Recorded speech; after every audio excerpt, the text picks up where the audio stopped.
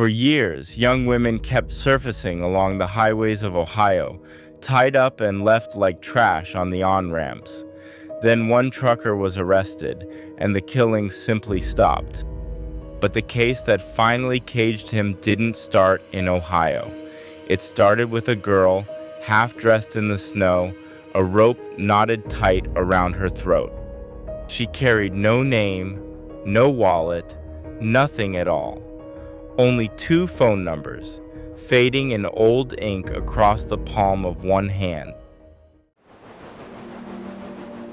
Rewind to the morning of March 24th, 1993.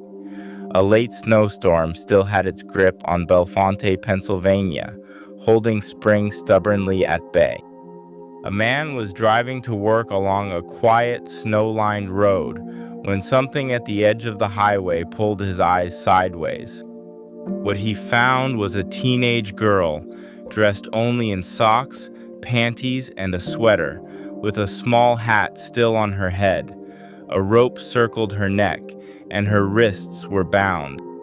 The county coroner could tell she had been killed somewhere else, then discarded here. High school age, maybe college. Someone's daughter, dumped like garbage.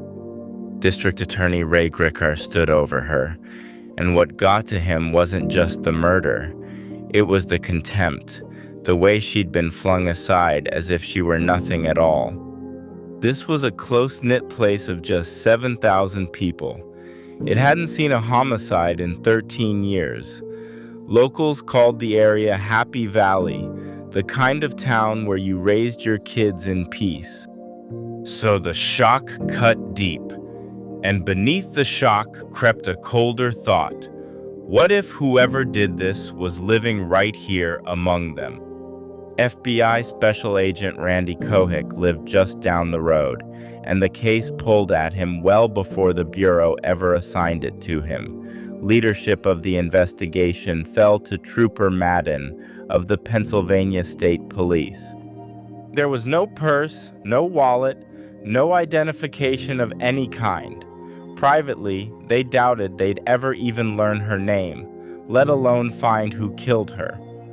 But the ground itself started talking. A 6-inch dent in the snow showed the body had been shoved from something high off the road, a truck maybe. Nearby, tire tracks confirmed Madden's hunch.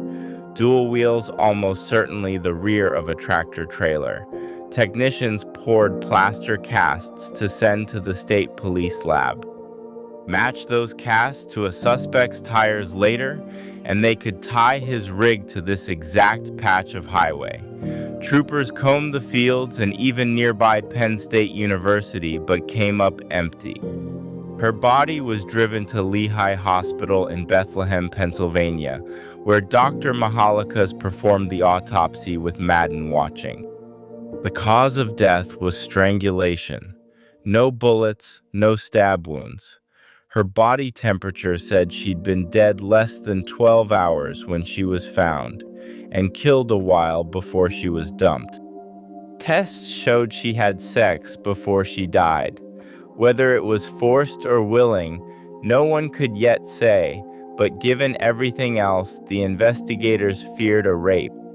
Then, as the rope came off her neck, the doctor spotted it. Trapped beneath the knot lay a single dark hair. This girl was blonde. That hair belonged to someone else. There was one more mark on her, faint numbers written in ink on the palm of her left hand, worn down to almost nothing. To Madden and Kohik, those smudges looked like a lifeline. The writing was too faint to read, so the skin from her left hand was carefully removed and shipped to the FBI lab in Washington to be enhanced. Meanwhile, they ran her fingerprints through the National AFIS system. Nothing. They tried her physical descriptors. Nothing again. No missing person on record matched this girl at all. A forensic dentist took X-rays of her teeth. If a name ever surfaced, those images could confirm it. But first, someone who knew her would have to look at her face and recognize it. That was the hard part. The autopsy and the dental work had left her far from lifelike. Restoring her would take real artistry, and the town had exactly the right man.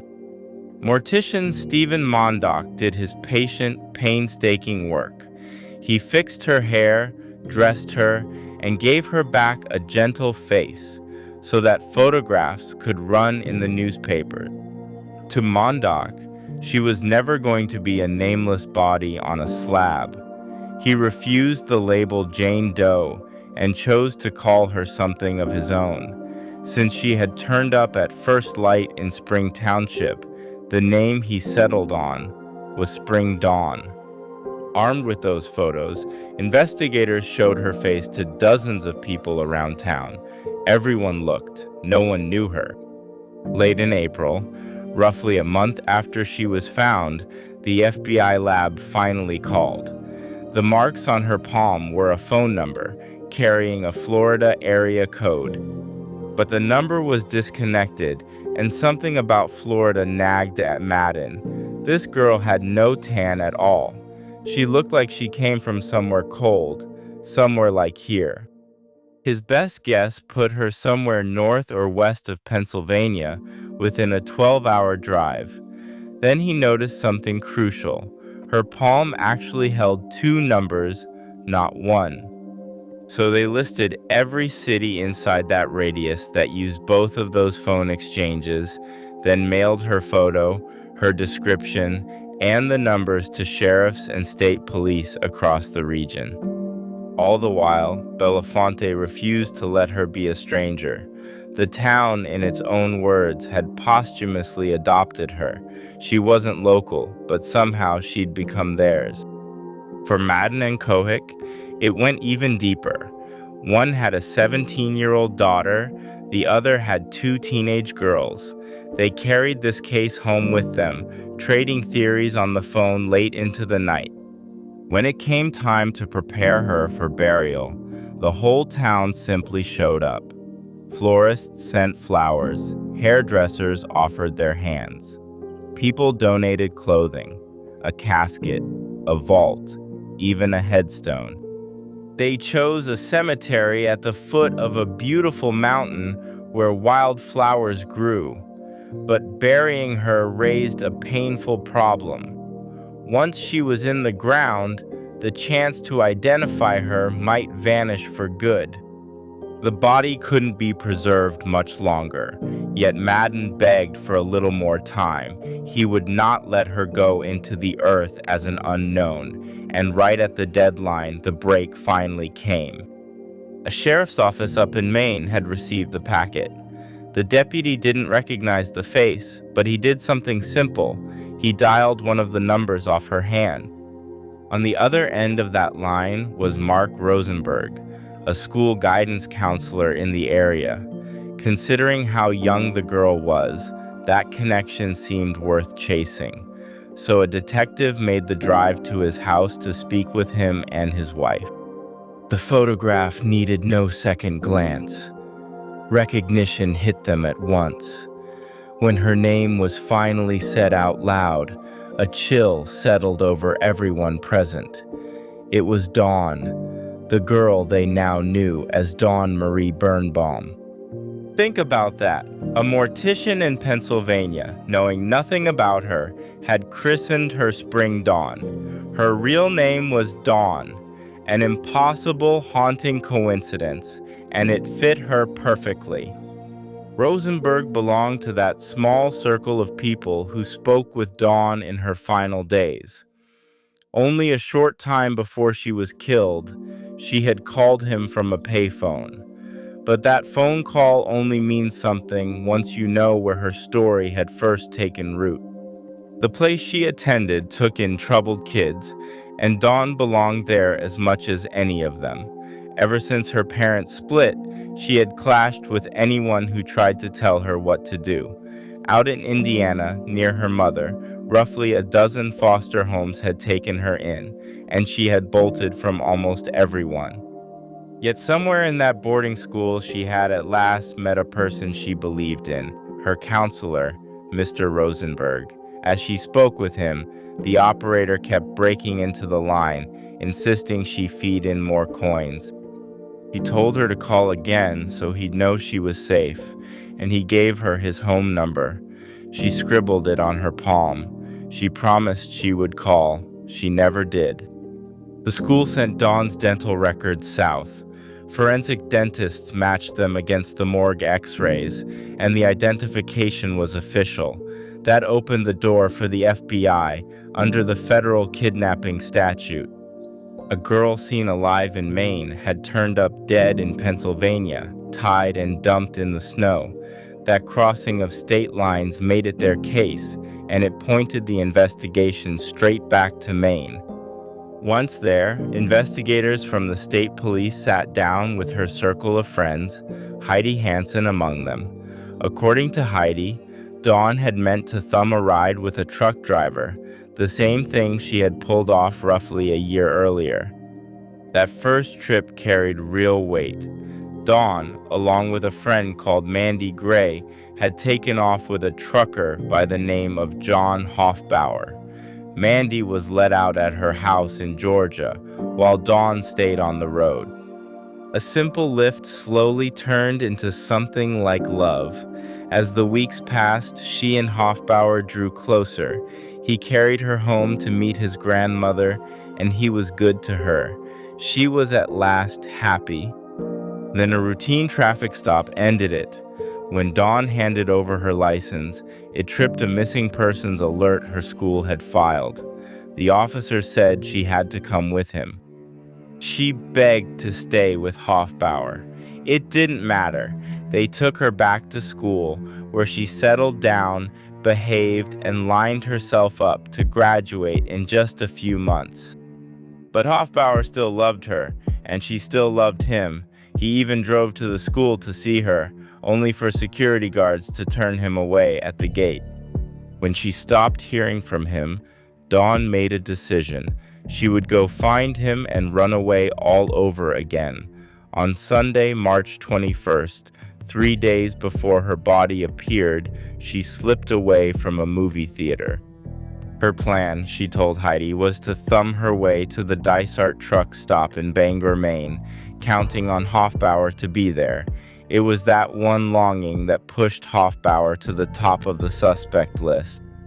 That sent Kohik searching for him. Word had it he was somewhere in Mississippi, though the man kept slipping past every effort to find him. The closest agents managed to get was his grandmother, who lived in Emery, Mississippi. In her telling, she had raised him as though he were her own son, and no matter where the road took him, he called her nearly every day. On one occasion, he had even brought Dawn along to meet her. Learning that Dawn was dead broke her heart. What she said next caught them off guard. Back in September, half a year before Dawn was killed, her grandson's daily calls had suddenly ceased. He had quit his job, left his animals uncared for, abandoned his wallet, and vanished completely. She believed he was dead. His body was never found, but his car turned up riddled with bullets, and there were whispers he'd fallen in with very dangerous people and met a violent end. Back in September 1992, his car had turned up close to his Mississippi home, a full 7 months before Dawn lost her life. Buried in that detail lay a bitter twist. It was his own vanishing that ultimately set her killing in motion. Had he been standing at Dysart that day, Dawn would still be alive.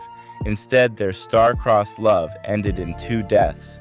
And with Hofbauer presumed gone, the investigation was almost back to square one.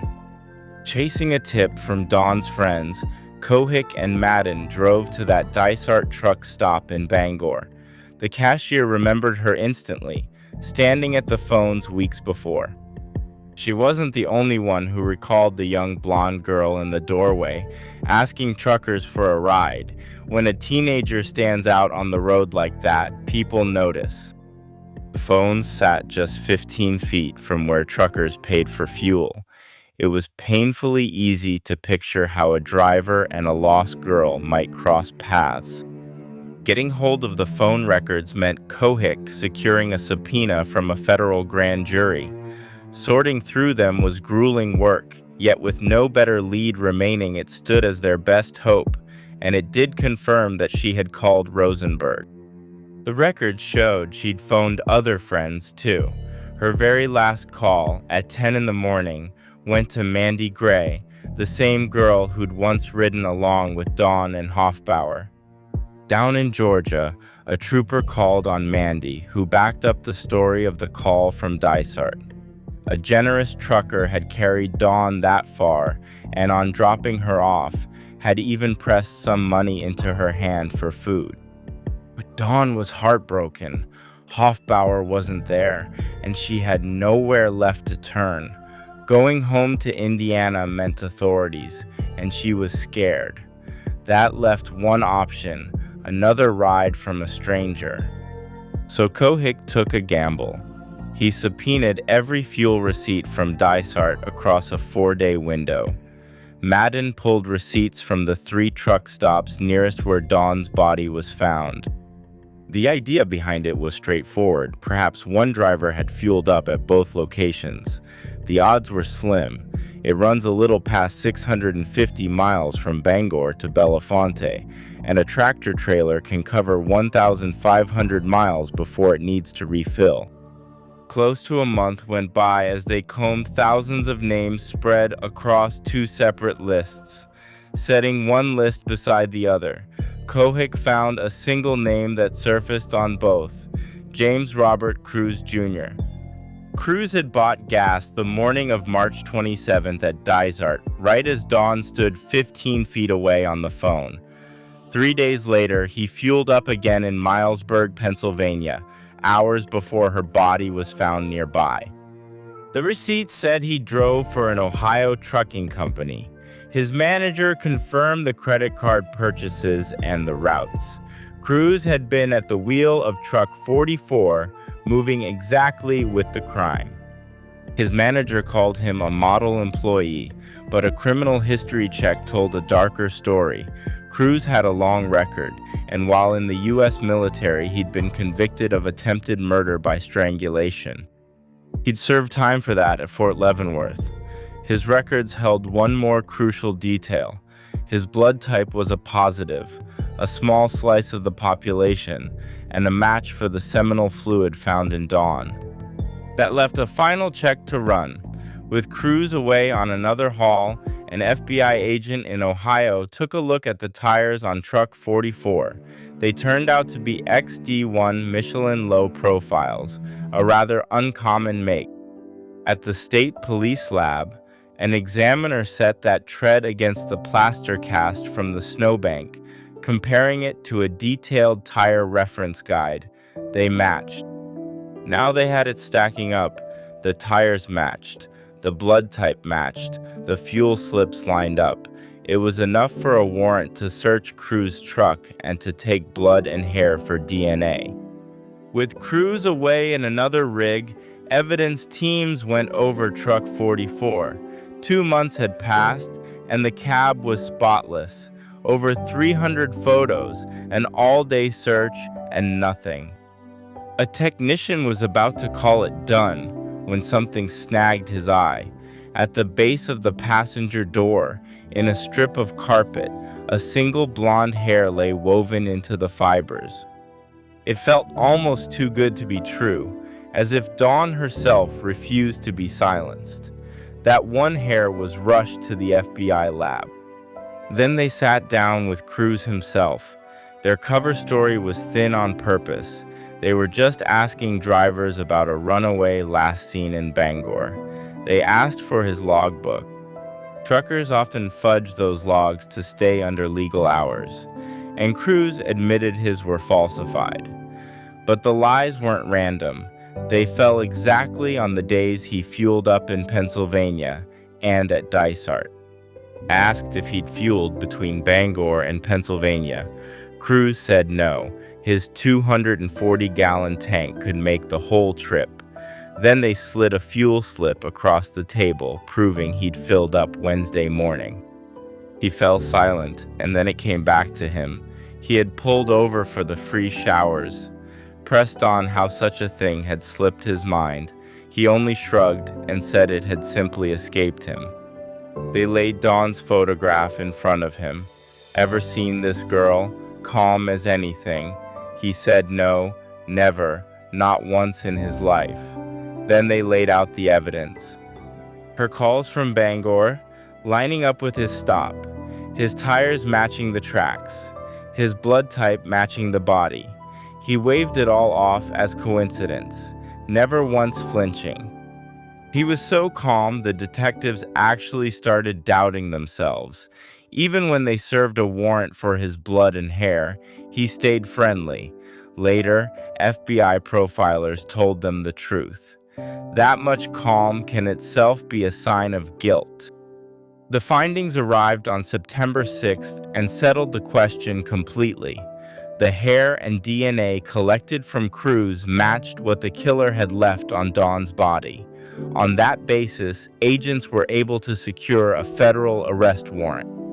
It was September 8, 1993, when Kohik and Madden took James Robert Cruz Jr. into custody as he rolled in from yet another run. The instant the handcuffs closed, his relaxed, friendly manner vanished. The composed, agreeable man was nowhere to be seen. What remained was someone brooding and enraged, insisting he had done nothing wrong. The charges against him covered murder, rape, kidnapping, and unlawful flight to avoid prosecution. Now that the case held together, prosecutors were finally able to piece back her final days. What started out felt like an adventure. On March 21st, she parted from Heidi at a movie theater close to their school in Poland Springs, Maine, and set off toward Bangor. A friendly trucker carried her there, and she waited for the man she loved. But Hofbauer never came, because Hofbauer was already gone. Instead, her path crossed a far darker one. On March 22nd, she worked the payphones at Dysart, calling friends to say she was safe, calling Rosenberg with a promise to phone again that night. That's when she inked his numbers onto her hand. 15 feet away, James Robert Cruz paid for his fuel and saw her there.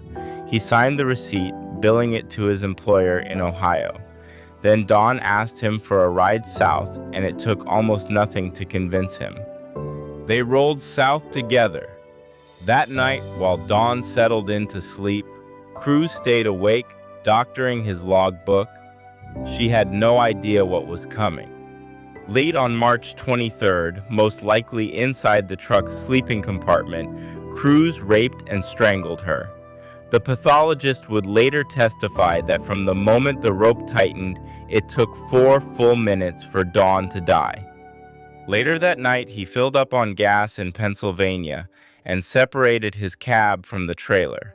Alone, he steered off into the dark backcountry, searching for a place to leave her behind. In the small hours of March 24th, he pulled over and pushed Dawn's body onto the snow beside a highway entrance ramp. Then he drove away, certain no one would ever connect him to her. He nearly got away with it. Without dogged investigators, cutting-edge forensics, and a run of pure luck, he almost certainly would have. At trial, District Attorney Ray Gricar made the jury feel those 4 minutes. After 14 hours, on June 14th, the jury came back and found James Robert Cruz Jr. guilty of first-degree murder. The judge wasted no time in imposing life without parole.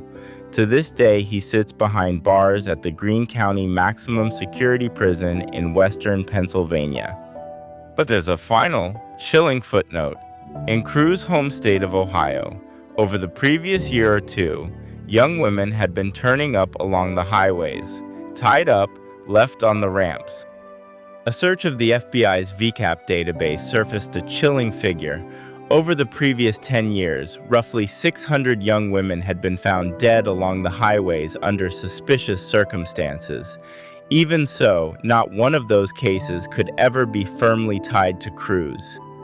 What can be said for certain is this. Once James Robert Cruz Jr. was behind bars, The killings along those Ohio highways came to an end. It started with a nameless girl in the snow and ended with a killer behind bars, and maybe far more lives spared than anyone will ever be able to count. The good people of Bellefonte have held onto the memory of the girl they welcomed as though she belonged to them. Their spring dawn, the one they knew as Dawn Marie Birnbaum, a stranger who was, at last, brought home.